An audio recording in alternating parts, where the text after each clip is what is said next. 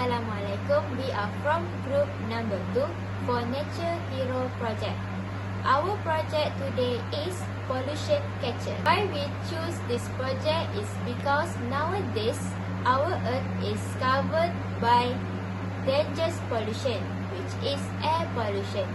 Air pollution is caused by liquid and gases that are suspended in the air. Air pollution can come from car, truck, exhaust, factories, dust, pollen, and wildfires.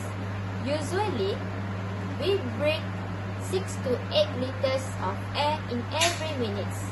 That means 1/4 of a cubic foot of air in every minute that pass through our lungs. This exhaust fan is written in CFM.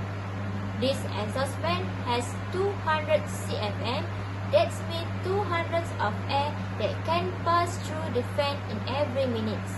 If we turn on the pollution catcher for 1.8 minutes, it's equal to human breathing for 1 day. If we keep turn on for 12.6 minutes, it's equal to 1 week. If we keep turn on for 54 minutes, it's equal to 1 month. If we keep turn on for 24 hours, it's equal to 2 years.